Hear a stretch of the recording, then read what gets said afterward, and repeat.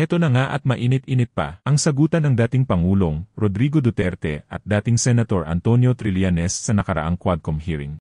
You can summon, I will sign a waiver, all banks. Pati yung World Bank ng Amerika. Kung ba isang totoo lang, nakiting, and I will ask my daughter to resign and everybody in the family. That is my guarantee.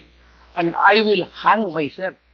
Makikita sa pahayag ng dating Pangulong Rodrigo Duterte na kumpiyansang-kumpiyansa ito na walang makikitang anomalya sa kanyang bank accounts at hinamon pa niya si dating Senador Antonio Trillanes nagmagbibigti ito sa harap niya kung mayroong mapatunayang anomalya ang statement na ito ay ikinagulat ng lahat ng nasa meeting.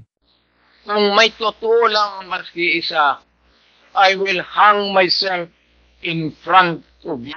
Pero mas nabigla ang lahat sa kapalit na hiningi ni dating Pangulong Rodrigo Duterte sa pagpirma sa affidavit patungkol sa kanyang mga bank account. Pakinggan po natin si dating Pangulong Rodrigo Duterte. Will the former president be okay that if we draft the waiver now, that it be signed today instead of tomorrow? Will you be fine with that, Mr. President? Anong kapalit, sir? Hindi.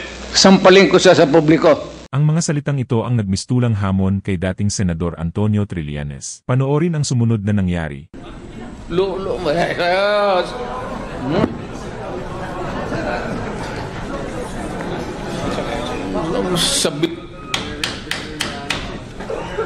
Sa kabila ng mga nangyari ay humingi si dating Pangulong Duterte ng paumanhin sa kanyang mga nasabi at inasal sa hearing. To apologize for the unbecoming behavior.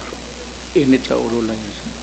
Thank you very much for your apology. It is accepted. I hope that the others beside you would also observe proper decorum. Ikaw kabahay, naniniwala ka bang may anomalyang ginawa si dating Pangulong Rodrigo Duterte? Mag-comment at mag-like sa video na ito at huwag din kalimutang mag-subscribe para sa mga karagdahang updates patungkol sa hearing kay dating Pangulong Rodrigo Duterte.